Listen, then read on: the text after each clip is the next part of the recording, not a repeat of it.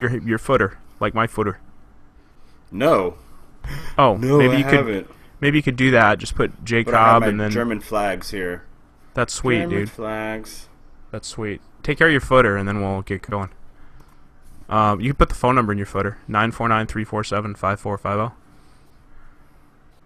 You have it already. What? Are you gonna put a footer or not? Okay, I guess I I can have it. am doing a footer. Jeez. All right, am I good? I don't know. Talk so I can see.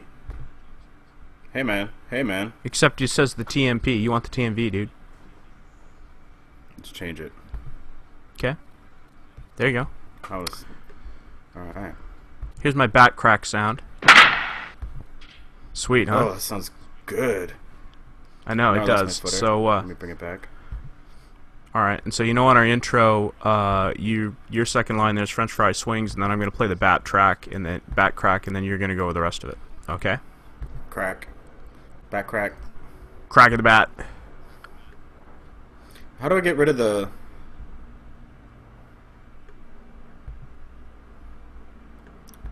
Alright, let's go. All right, you ready to do this? Yeah, man. The bases are carbo loaded as Phil walks into the batter's box. Here's the first pitch. Fastball. Waist high. Right over the plate. French fry swings! And... that ball is headed for the tea time sign in center field! It's tea time. It's TMV time. Depending if you're listening or watching, we don't mind. It's tea time. It's TMV time. As long as you're listening or watching, we don't mind. As long as you're listening or watching, we don't mind.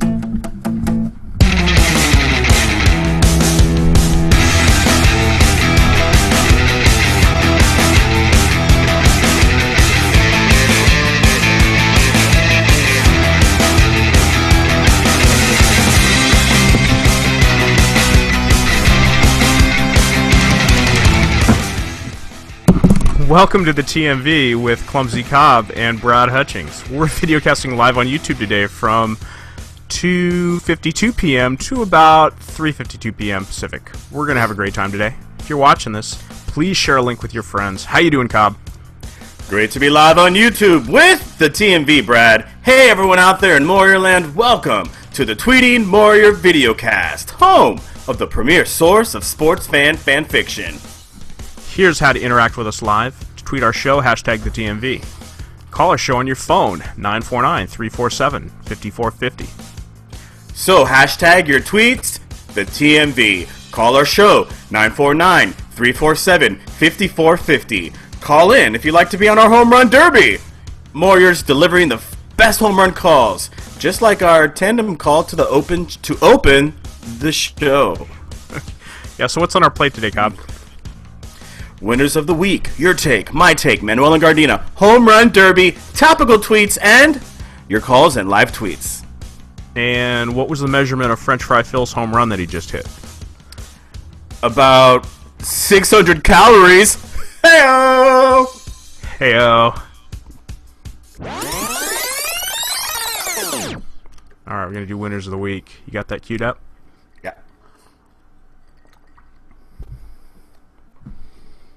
Oh, let's see here. Alright, I'm going to edit my take after you're done, okay? I didn't realize you were going to mention that there. It's cool. All good. Ready? Yeah. Winners of the week. Well, Jay, it looks like Alex Hernandez had just another manic Monday. Yeah! That's Alejandro's 9th Twitter hat trick win. Follow Alex on Twitter at Salejandro. You are a hat trick winner. Let's go 2 for Tuesday. Lance Rodeo gets his second Twitter hat trick title Tuesday. Follow Lance on Twitter at Lance Rodeo. You are a hat trick winner. And it's with a heavy heart to report no more Twitter hat trick winners for the rest of the week. As you may all already be aware, Jay Moore lost his mother-in-law earlier this week. That's Nikki's mom. That's the real Hey Maddie's mom, Mackie's grandmother, and Uncle Dan's sister. Uncle Dan affectionately refers to her as TK, but we all knew her as Big Mama Got It All. Please keep the Cox, Moore, and Hoyt family in your thoughts as they grieve. In other news, Tracy Morgan is out of rehab for injuries he sustained in the limo bus collision and is appropriately suing Walmart for allowing a driver of theirs to continue to work who had been driving for over 24 hours. The shame to know that a huge billion-dollar corporation could have avoided this by simply following proper driver break labor laws. Greed is not good. Here's hoping you get justice, Tracy. Yeah, and let's just have a little moment of silence to keep JJ and his family in our thoughts. All right.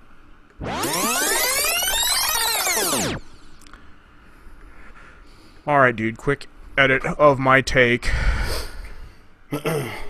Just gonna, since you got that, I'm gonna not cover that. How about that? It was a good edit. You took the best part of your open, moved it into mine. This is the moment of silence. I thought so too. You covered that much better than I ever could have. All right, you ready to do this? Mm-hmm. Brad's take. I'm completely LeBron'd out, but I'll never get tired of pointing out the sheer absurdity of Sportsnet LA. Time Warner Cable and Sportsnet LA for the full-page ad in LA Times today just went full-on ridiculous. And thanks to Loops, I've retweeted a picture of the ad from the TMV. I want to address a few points. Number one, the ad says Sportsnet LA isn't seeking a $5 subscriber fee. The ad makes no mention that the alleged... Let me redo that. The ad makes no mention that alleged number is per month. So let's say they're just seeking $3. Well, that's a $36 tax per year on every old couple with a TV in the greater Los Angeles area that doesn't care about the Dodgers. This isn't an optional tier pay-per-view proposal from Sportsnet LA. Number two, they claim that DirecTV asked comparable amounts for the Rockies and Mariners, and they accuse DirecTV of not wanting to negotiate to carry the Dodgers. Sometimes in business, you offer people what's called, cover your ears, Hato, a fuck you price. This is a price that communicates you are more than content to keep your particular advantage to yourself and would prefer that they go away without buying from you. All indications are that DirecTV has recently sought to make its sports deal more exclusive to its service's core strategy. The Dodgers' finances, on the other hand, do not work without Sportsnet LA pumping in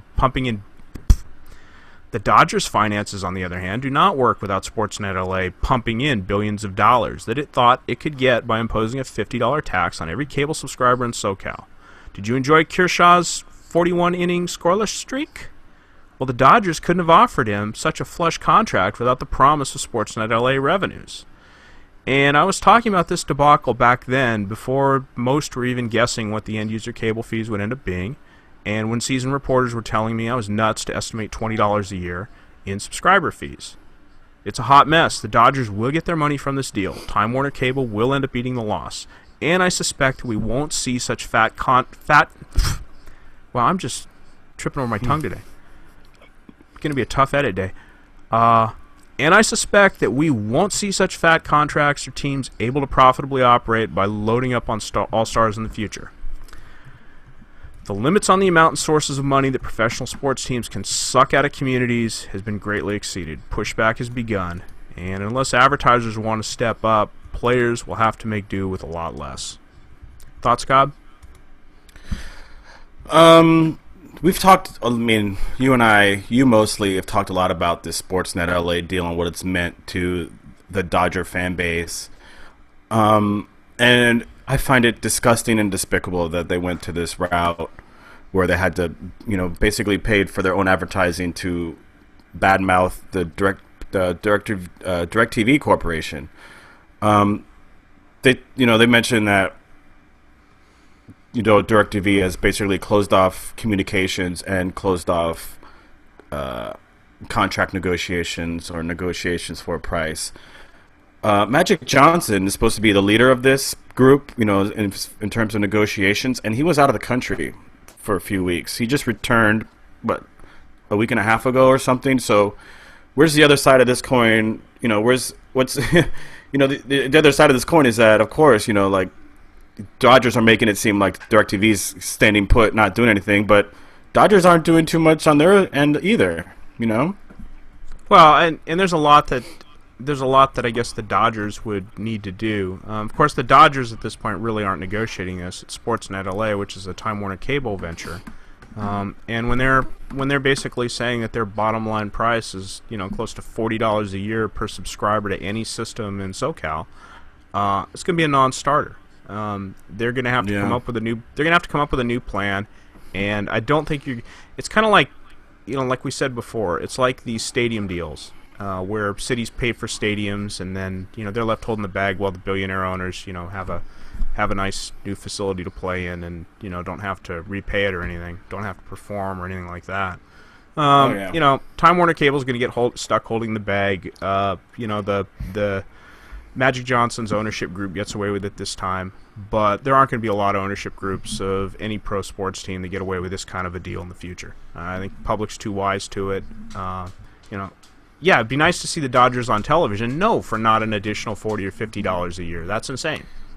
Yeah, I don't go to a lot of Dodger games because I would want to watch them at home. I prefer watching sports at home. It just fits my schedule better, and it fits my pocketbook better.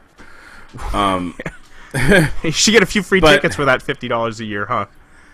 Yeah, we all should. At least one game or something, and a free Dodger dog or something.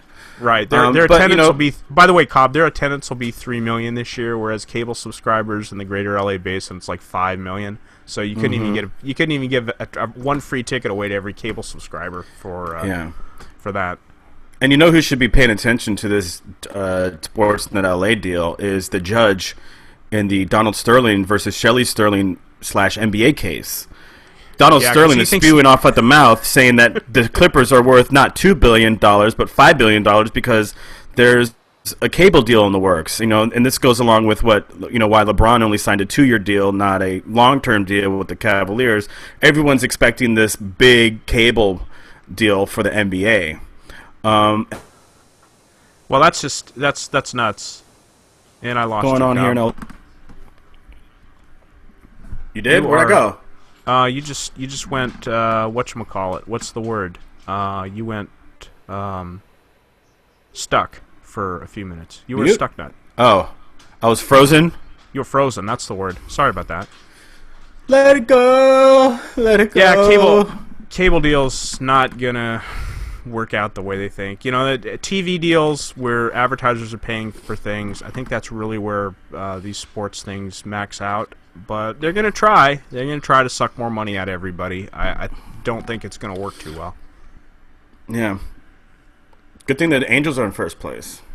Hey, I'll tell you what. The Angels are playing some good baseball right now. Think about this, Cobb. If the Dodgers, the Angels, the Clippers, and the Lakers all pulled the same garbage the Lakers pulled with TV deals, that would be $200 on everybody's cable bill in Southern California over the year. How does that work? How do they think there's all this money to take? And people are just going to unsubscribe, And then you've got the problem of then when there aren't all these cable subscribers paying these mandatory fees. Well, it's not going to pay for it anyway. So they gotta figure out their finances and not as much as I love seeing Kershaw in a Dodgers uniform. That's what put him in this position. Yeah, of course. They were all expecting this money to just fall out their doorstep. But the trend in cable is, cable, Time Warner, they've cable companies in regional areas, they've been working without competition for a long time, and seemingly DirecTV is basically their only competition from region to region. The numbers show that a lot of young people, like people in their late teens, early 20s, people in college, fresh out of college, aren't buying cable. They're watching TV on streaming networks on their computer, or they're watching. They hack into well, it's not hacked. Whatever, it's internet Well, streaming. no, you've got Hulu, you've got Netflix, and you got Hulu, you've got- Netflix, right. Amazon, and you Right, have a about the number only- of right, about the platforms to use. Yeah, about the only advantage to to live radio and live television at this point anyway is sports. You hear that talked about in all sorts of discussions. But just because that's the only advantage doesn't mean that you can milk it dry, and that seems to be what teams and cable companies are trying to do right now. And at some point the public just says, "Yeah, sports is nice. It's not that nice." Yeah. All right, And they're gonna find themselves with an empty bucket soon enough. Yeah. All right, man. We'll move on to your take here. All right, you got it loaded? Yeah. Ready to go? Yeah. All right, here we go. Cobb's take. Now, was LeBron's letter disguised as an attack on the one and done? In LeBron's essay in Sports Illustrated earlier this week, he noted that his 4 years in Miami was like going to college. Of course, we all know LeBron didn't go to college at all. He came straight out of high school, just as Kevin Garnett and Kobe Bryant did before him. Also, as did James Lang, Leon Smith, and Jonathan Bender. Of course, those aren't the same kind of household names that we'd like to remember in this flawed NBA coming out of high school one-and-done system. But all these high school players could have had fantastic college careers had they gone more than 1 year or gone for 4 years. Except for maybe Leon Smith. He was a horrible student and presumably a horrible person.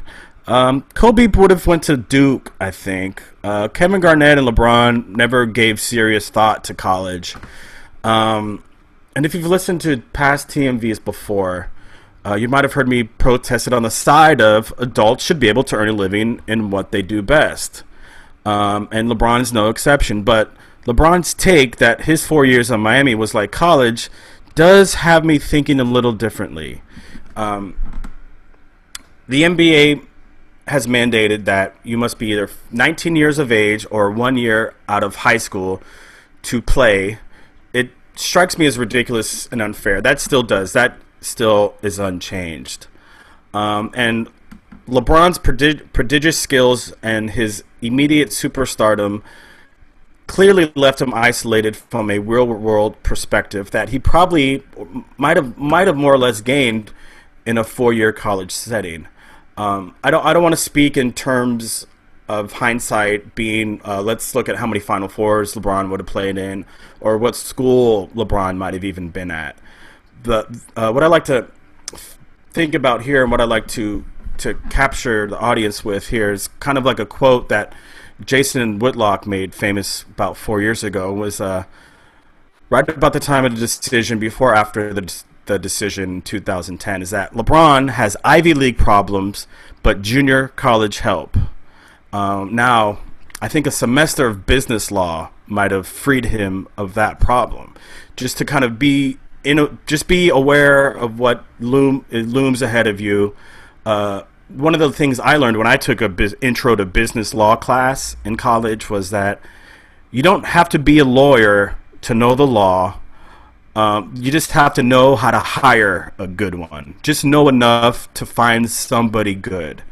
And I think LeBron certainly took him more than 4 years to figure that out. But another problem I have is just that there's just this mentality that college is only a stepping stone to the pros in terms of athletics.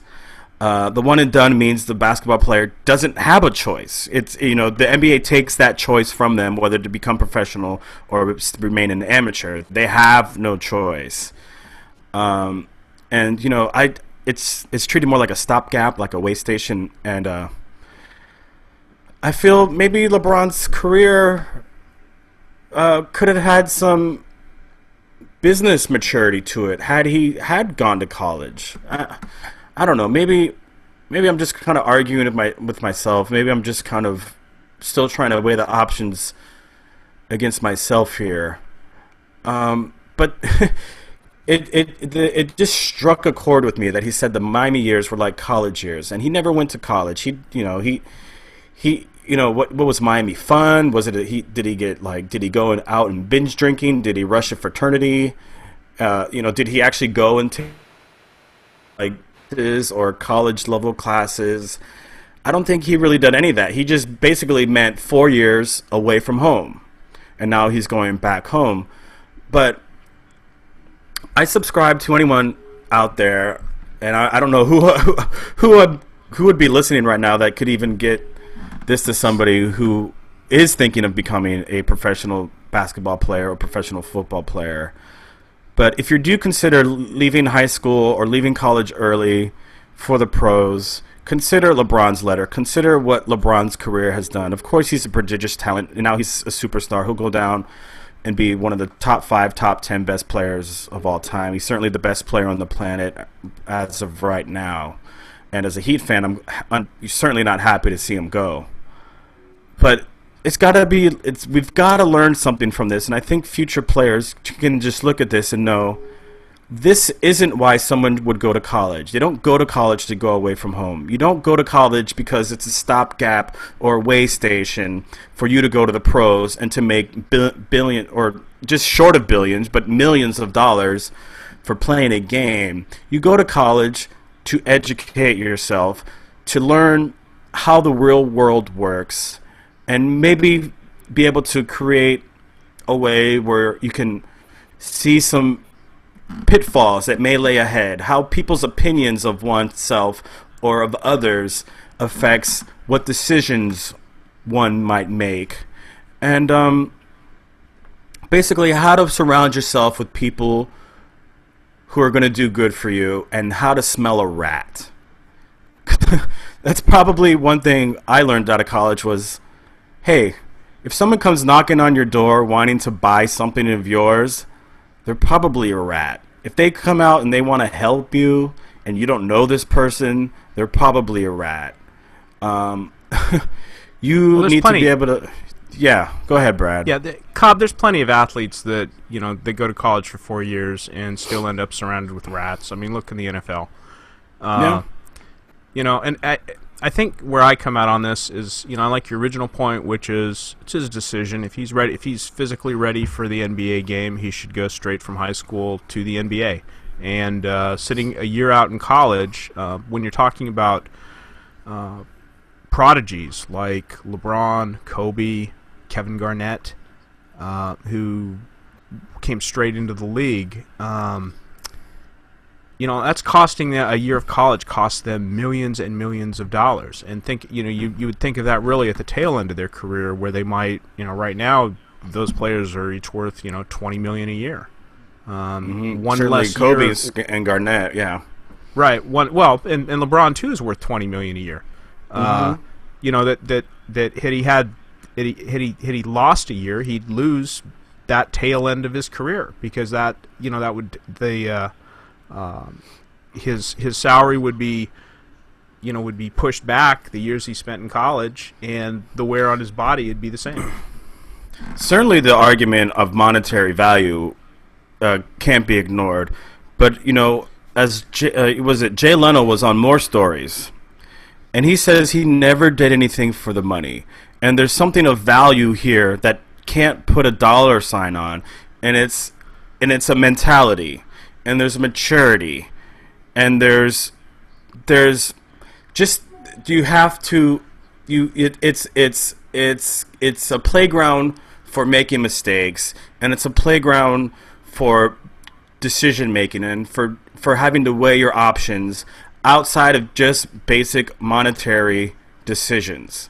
Yes, you could have an off-campus apartment, or do you want to live on campus? If you live off campus, you have a little more freedom. You don't have an RA. But if you live on campus, you don't have to fight for a parking spot every day.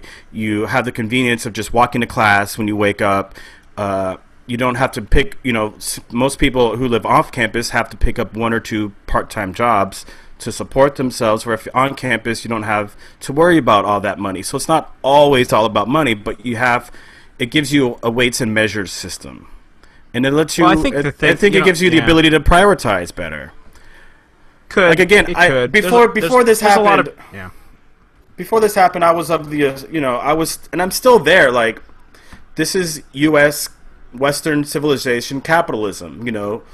If you have the ability to make money off something you do, you should go and do it. No one should tell you otherwise. I still have a beef with the NBA system or their system in play, where you have to be one and done, or you have to be 19, you have to be 1 year out of high school, or 1 year overseas or something. Right. But you think that at the same time, college experience is important, and players ought to be pushed to that. You know what? I'll tell you what. I should be the biggest college snob in the whole world. I've got a master's degree. I graduated Phi Beta Kappa and cum laude from my alma mater. My degrees have gotten me into more places that I really didn't deserve than, like my work. Okay, fine. That's just how the world works. At the same time, if college isn't your thing, you shouldn't waste a minute there. If college isn't your thing and your career is, you should go work on your career. And one day college might be your thing. I think we've heard lots of stories where one day college was somebody's thing. They went back, they improved themselves. I mean, look at Vito's story on Go From There podcast. That's a perfect example of that. And some people really didn't need college to get where they wanted. Look at JJ's story. He knew college wasn't for him. He went out and just ham and egged it and made his comedy career. LeBron, I don't think college was really for him. I do agree with your point with all those millions of dollars. Surround yourself with some people who are wise to things, and for the most part, he's done that. I mean, he's a corporate guy. He's a corporate brand. It took him about a decade to get there, though. Yeah, I mean, he's not. He didn't screw everything up like Lamar Odom did. I think you got to give him credit for that. Yeah, I don't know. A tough call. You want to get on him, Manuel? I don't know. It's just something to think. It was just something to think about. I honestly, after spewing my take, I still don't really even know how I feel or where I come out on this issue. I just basically want the listener to know that college is more than just 4 years away from home, and I feel like LeBron just treated it that way. Maybe that's what I really meant to get at. Got it. That's a fair point. College is what you make it. That's for sure. All right, we're going to move on to LeBron. LeBron and Gardena. You know what? Everybody's new name is LeBron. I'm just going to change my. LeBron. I'm going to change my header. LeBron. Right are you having a bad day, LeBron? Jeez, it's horrible, man. Everything is LeBron. All right, LeBron. Let me bring on Manuel and Gardena, and then I'll do his header. Let's see here. Manuel, can you hear us, buddy? Yeah, man. Just Brad, give me a minute. If you weren't my friend, them are fighting words. Which ones? Me LeBron? Are you kidding me? All right, hold on. Let me get you. Let me. I can hear you. Let me get you. Let me get your header played, and then we'll small talk for the podcast. Right. Okay. Manuel and Gardena. So I'd like to welcome live on our listener line, Manuel and Gardena. What's up, buddy? What is up, Brad? What is up, Cobb? And yeah, man, not much love. I agree with Cobb as far as LeBron kind of belittling the whole college experience. But hey, I mean, I think what and what's the word I'm searching for? I don't know. But how funny that it is that he kind of belittled it, and the reason why is because he didn't go to college to be able to go ahead and elaborate on his thinking, But anywho, the dude's worth millions, and I'm just glad to have our sports news and our shows back. Hopefully tomorrow, just kind of touch and go with whatever he does, because man, I am so through with all this damn free agency and LeBron talk. Like, man, let's just get on with it already. Yeah, Manuel, you put it best. Manuel, you put it best when you said it's a hostage situation. The NBA free agency it's a hostage situation on our radio airwaves. That was good. I caught that when you were talking with Bill and Kirk on Friday. That was awesome. Yeah. Manuel, real quick, what do you think about Powell's meditations that led him to Chicago? You know what, man? Hey, bro, that's good for him, man. Because I mean, they're not going to win anything, but then again, he's closer to winning than he would have been with the Lakers. You know, and Yeah, are you safe there, Manuel? You don't owe nobody anything in athletics, especially. And he gave LA everything he had, and that's all you could ask for. I mean, and he did it with, you know, hey man, he was never this guy that really fussed. I mean, like you guys, to touch again on Lamar Odom. I mean, remember when they were first announced to be traded, and then Lamar just crumbled, dude, like totally. Yeah.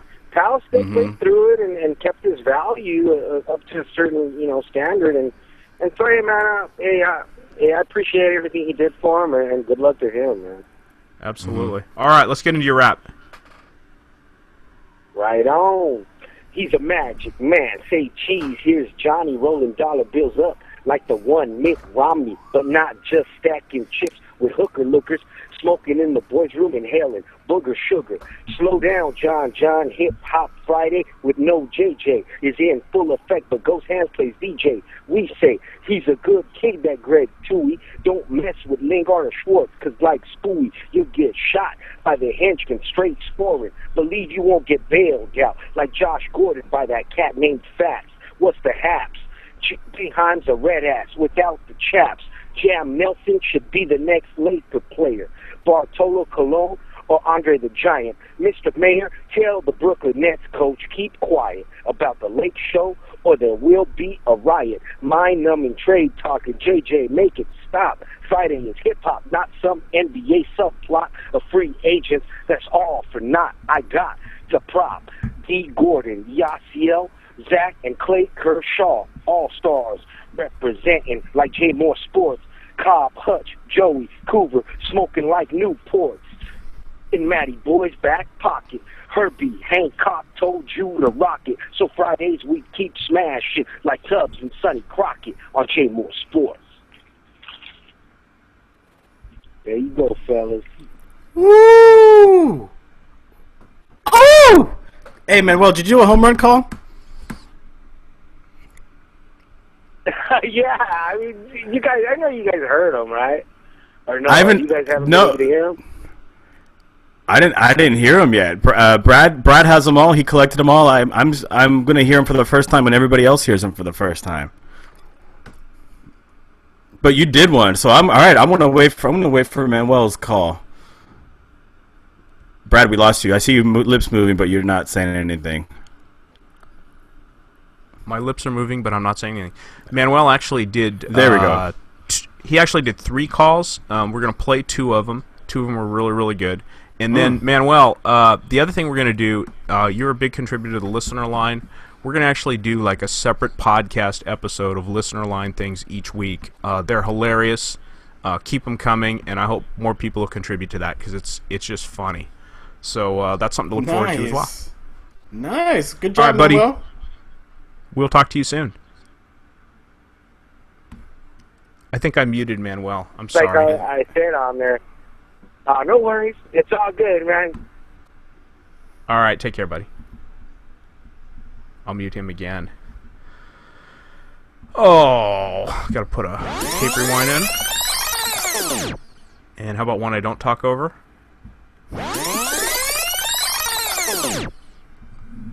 Okay, so Cobb, we gotta do the home run derby here. Nate can hear us. I'm gonna play one home run thing after we start that, and then we'll introduce the home run derby. So let's introduce it real quick after I do a stinger, and then we'll play one, and then we'll bring Nate on and talk to him for a minute, and then let him do his. Copy. Okay, you know how this works. Here we go. The TMV Home Run Derby. Thanks, Brad. As you all heard last week, this week we're going to be doing the first annual Moyer Home Run Call Derby here on the TMV. The pitch was simple. Whether you saw the tweets or you listened last week, it's you call in, you call the pitch, you wait for the TMV provided crack of the bat sound effect, and then you call. Oh, play it again, Brad. Play it again. And then you narrate the glory. Oh, and we said it could be real, it could be fake. You could have yourself put in it. You could You can narrate your favorite player, your least favorite pitcher, your least favorite team, your favorite team, your little league team, your wiffle ball team, your fantasy baseball team. It didn't matter. We just wanted it to be fun. And with any further ado, should we bring out Nate? Well, what do you want to do, Brad? You want to bring out Nate first? I think we'll bring out Nate first. We'll let him lead off. So let me talk to Nate here. I'm gonna let Nate talk. How you doing, Nate? Hey, good afternoon, gentlemen. All right, what's up, Nate? What's up? So Nate, this is how it works. Okay, you got to call. You have to call the pitch, and then I'm gonna do the bat crack. So you got to wait for the crack of the bat, and then once the crack of the bat goes, then you've got to just unload. Okay? Got it. All right, you go ahead and call the pitch. The 2-1 pitch. It looks like a straight fastball down the middle. That ball is crushed. Ramos! It could. Shoot it! Do walking! Do walking! Out of here! Do Tracy! Big seeds. Yeah, but get it pregnant! Nate, that was awesome, Nate. That was a great lead off. Thank you very much. We will talk to you soon. All right, you guys have a good rest of your afternoon.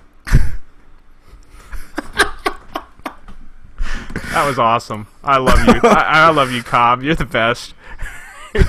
Let's do French Fry Phil is next. Let's see here. Kershaw with the 3-2 pitch. It's deep to center. Could it be? Yes! It's gone! It's gone! Miguel Cabrera with a walk-off home run to win the game. Do you believe in walk-off home runs? Home runs? French Fry Phil's the best, too. I had to mute myself halfway through there. I know. This, you know what's funny is these just get better. I'm just. They do? They get better than that? Holy Lord! Yeah, they get. French Fry Phil was awesome, but they get better than that. Here's Old Man Beeston. Here's the game situation. Bottom of the ninth. Albuquerque Isotopes 0. Memphis Redbirds 0. Some good PCL action. Cobb Hutchings still on the mound. He's gone 8 2/3 shutout baseball. 2 outs. Beeston at the plate. He's struck out 3 times so far in the game. Here's the pitch. It's a long fly ball to left. Get up, baby. Get up. Get up. Home run. Beeston walks this game off. Memphis 1, Albuquerque 0. So I thought the best part of that was the pitcher's name was Cobb Hutchings. So, of course I asked Cease what that was about, and he says, no, it's a hyphenated name. And I thought, well, that's kind of weird. For one, you're married, but I mean, for two, it's pretty cool that my last name would be like the last name of that. I figured that it would be like, like I adopted a son or something like that, and in your honor, I named him Cobb. That'd be pretty cool. Right? Yeah. Interesting that it's not Hutchings Cobb, but Cobb Hutchings. Well, I pointed that out first. Yeah. Here's our first Manuel call. Manuel actually had 2 of them, so here's his first home run call. This one goes for a little bit, so listen good. And by the way, he does this as Vince Scully. It's just absolutely amazing, but I'll let him talk. All right, Shoot it. friends, we're back from the pitching change. Here's Chavez Ravine. Vin Scully with you. If you haven't been with us all day, pull up a chair and take in the picturesque dusk evening that we have upon us as young Bradley Hutchings, a late September call-up with the deuces wild here in the bottom of the 8th inning. 2-2 count, 2 runners on, and 2 outs. On the mound is, a Grizzly seasoned veteran of many, many seasons.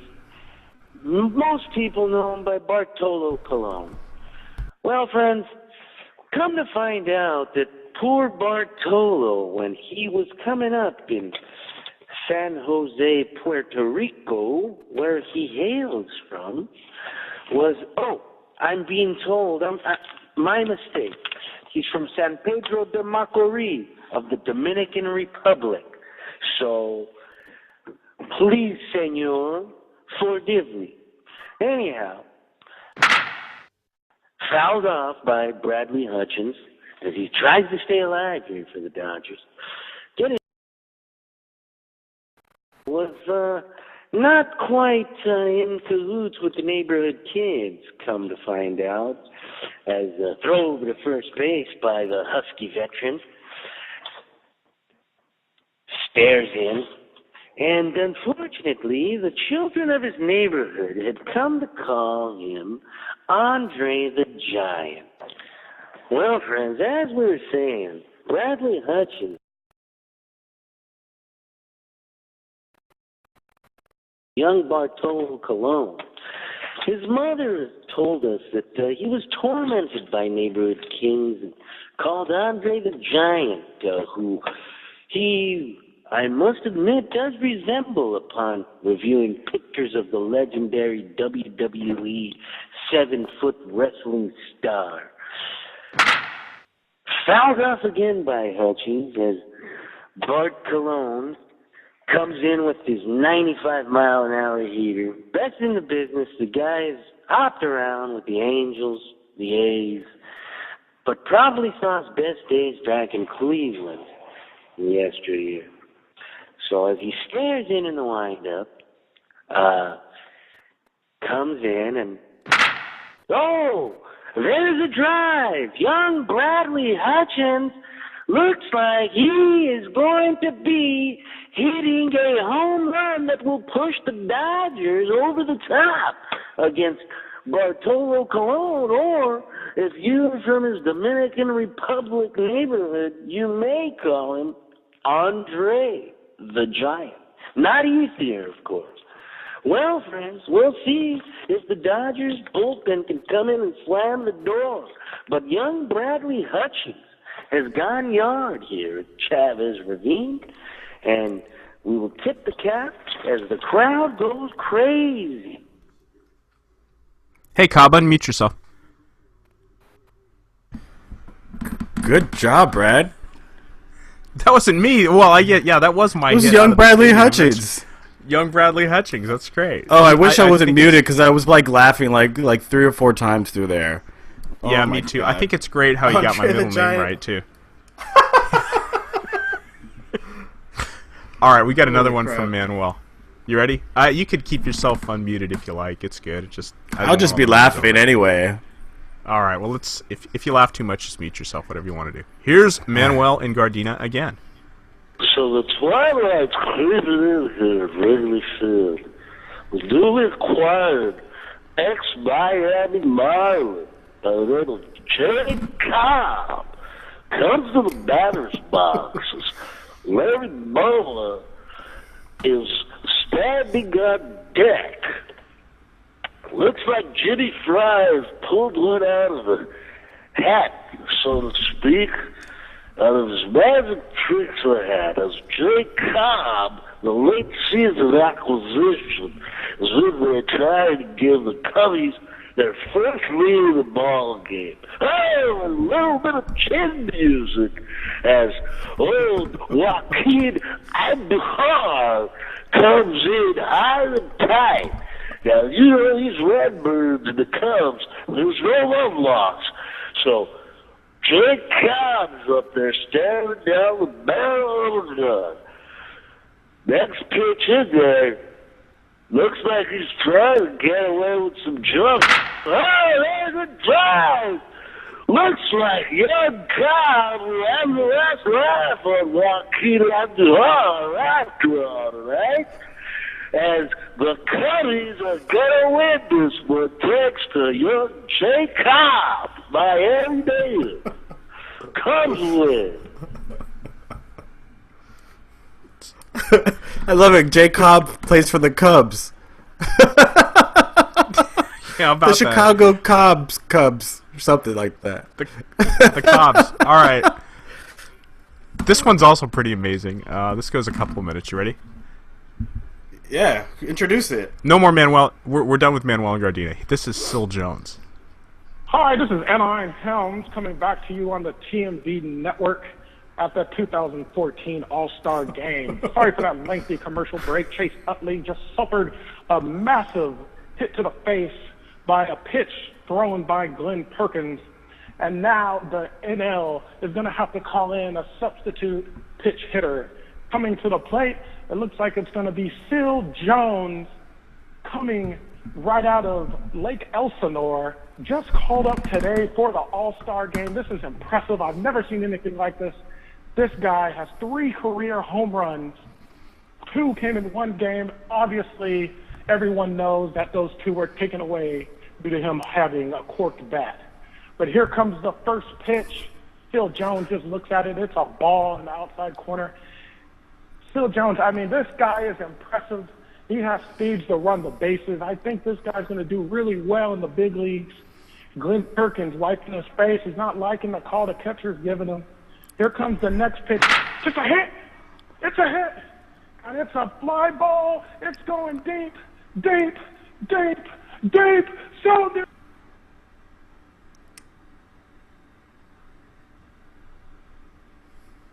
Thinking that play on the ball. Phil Jones is running to second. He's going to throw to second. It's over Robinson Cano's head. Phil Jones is going to third. He's going to third. He's hauling. He's running faster than your cell, please. He's turning third to go home. Oh, my gosh. It's going to be a play at the plate.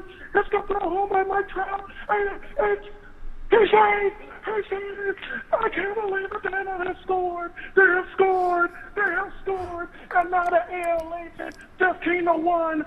Phil Jones, impressive in the park home run. I have never seen anything like this. This kid is going to be a superstar. Yeah, he actually ran out of time. That was exactly 2 minutes, and he actually ran out of time. So I'm gonna like say the end of his, and you drag out the end of Superstar. Okay? He's gonna be a superstar. Like that? There we go. That was amazing, wasn't it? I love how Phil Jones has that screaming going on, but it's like it's not going to wake you up if you're listening on the radio. He's starting to scream like this. It's like someone's sleeping in the room next to him, but he can't contain his excitement.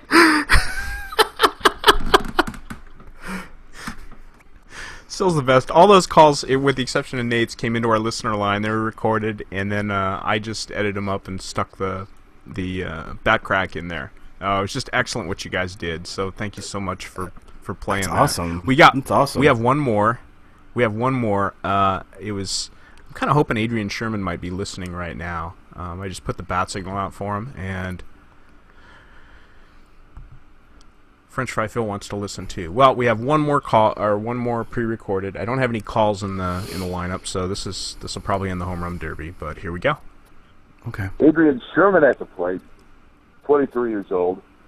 Apparently likes sports and music. He's also got a mustache. Seems like it's actually part of a goatee. Raised down 2-1. We're in the ninth. I like Adrian Sherman. The pitch.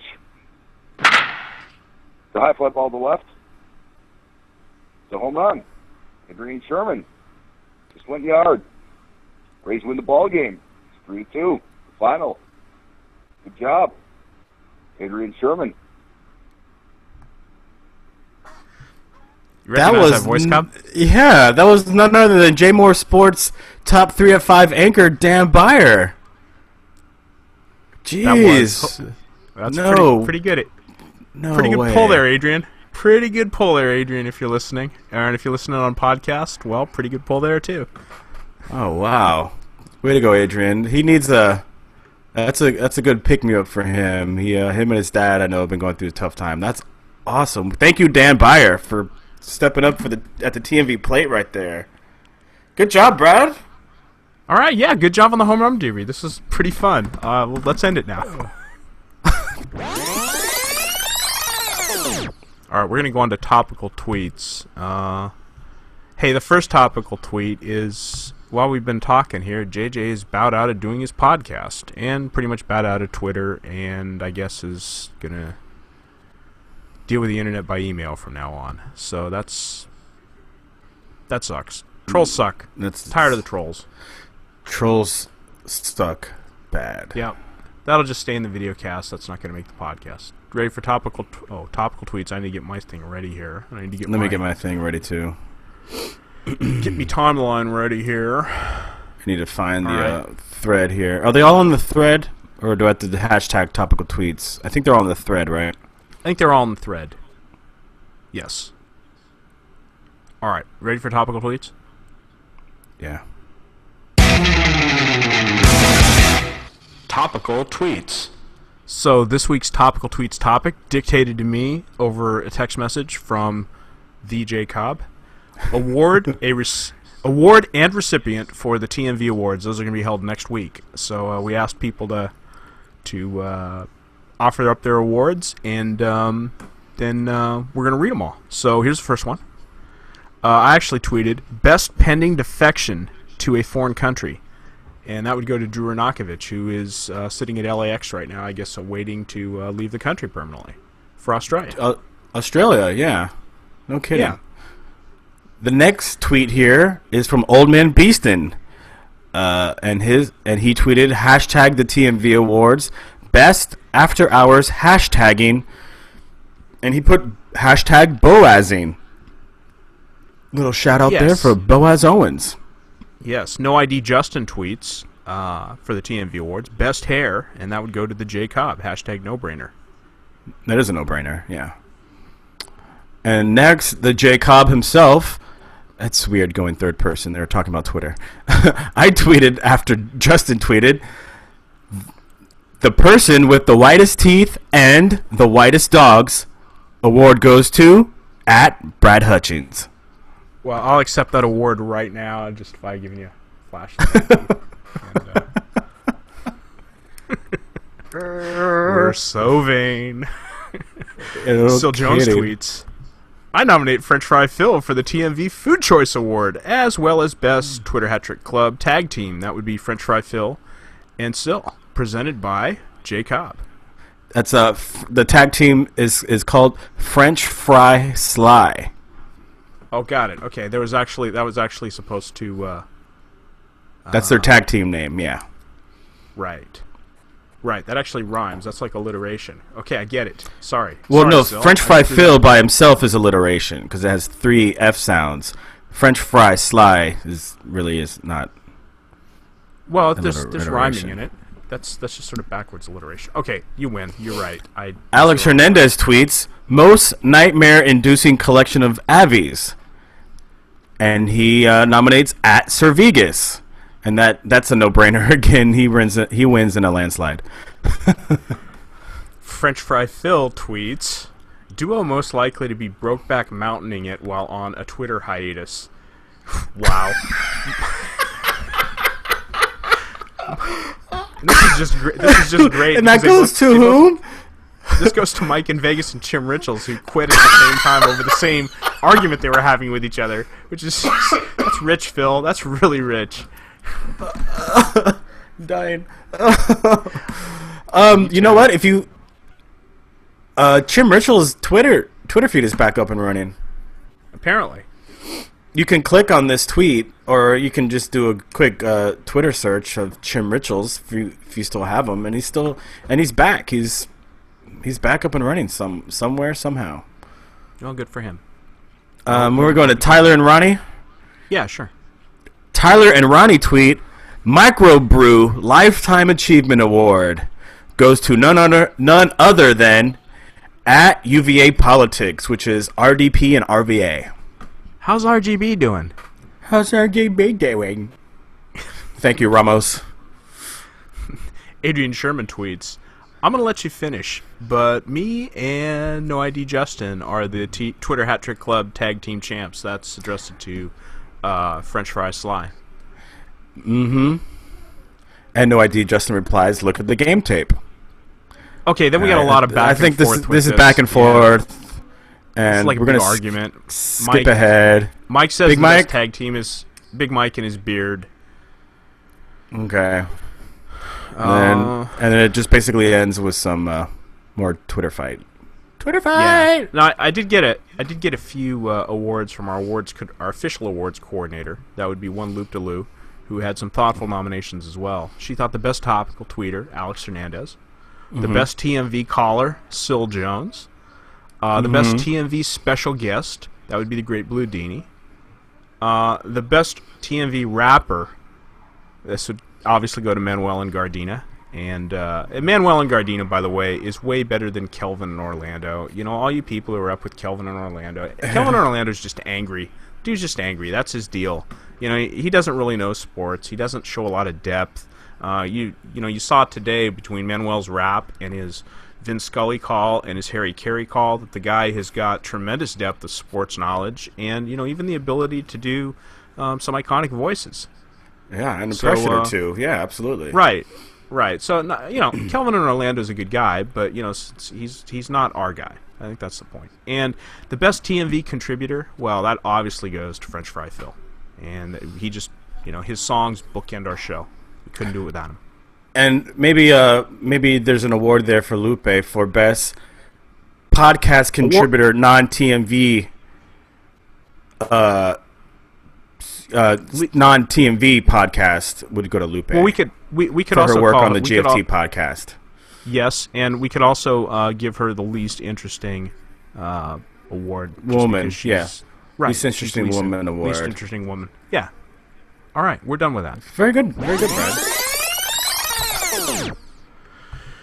Mr. Cobb, do you want to do calls, tweets, and topics? We don't have any calls. I haven't really seen any tweets. I mean, the only thing is it's like JJ either. quitting Twitter. I don't really want to put it on our podcast. It just depresses me. So yeah, I haven't had the time to properly look at his thread, or I haven't even found the tweet yet where he says it. But I'll review that later. I don't think now is the time or place to jump into that topic. All right, then let's jump up to the TMV message line here. How about that? Unless you got something else. Let's do it. All right, let me do a header for it. The TMV message line. So as many of you may know, we have a TMV message line up during the week. You're welcome to call it and drop your best sports takes anytime. You have up to 2 minutes. The number is 949-347-5450. Manuel and Gardena left us lots of funny stuff this week. We're going to string those together and release it on the podcast feed any week we have enough stuff. We'll put it out. We'll put out a special episode of the message line, and you can find that on Yogurt Eater, and you can find that on iTunes if you just search for the TMV podcast. Yes, and also if you got us on RSS and you're in your favorite podcast player that's not an iPhone, you can find it there too. It'll just show up there. So get in during the week. The only thing we ask is keep the profanity to an absolute minimum. If you drop either an F-bomb or an S-bomb, your message is probably just going to get deleted. Again, the number is 949-347-5450.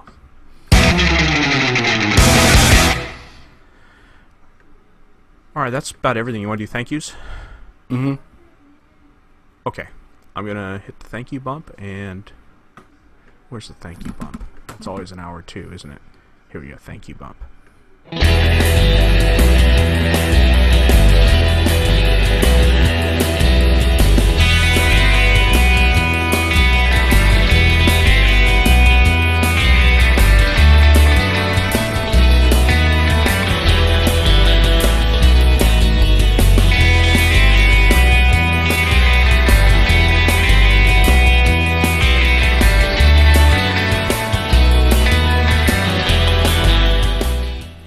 So thank you to Manuel and Gardena for his weekly wrap-up.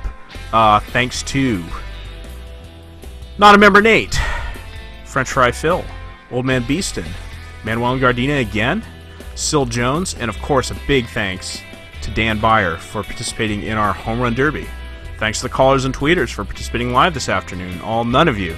And thanks to the listeners, whether you listen live or on the podcast, for giving us an hour of your time. Thanks to Jay Cobb for doing the podcast with me. Thank you, Brad. Let us know what you thought of today's show on Twitter. #TheTMV. The edited podcast will be up on Monday evening for you to enjoy during the week. We'll see you next Sunday afternoon at a regular time for another fun hour of The TMV. Lights.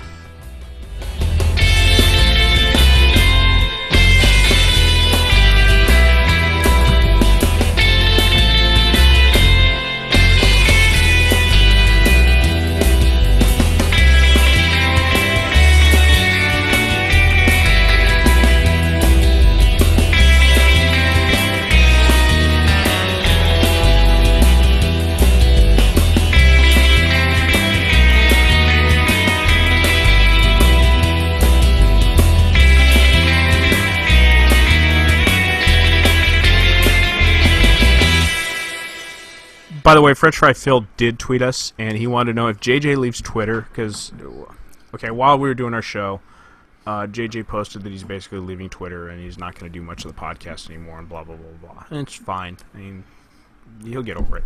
That aside, does this mean TMV changes its name once again? Hashtag the chain letter writing Warrior Videocast. What do you think, Cobb? Is he going to have to do another song? Apparently. I think he's even tweeted that. I can start on CLWMV time now if you want. At least there's a good silver lining in all this. FFP is the best. Let's close it out with him. Last song, you've made it to the last song. Only means you're listening or watching to the end.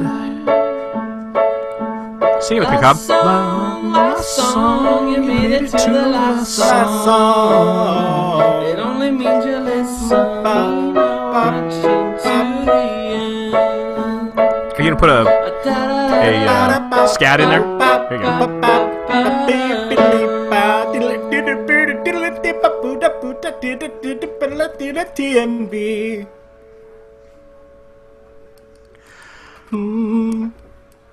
Amazing. We're done. I'm going to stop the recording here, and I'm going to take us not live. Stop the broadcast.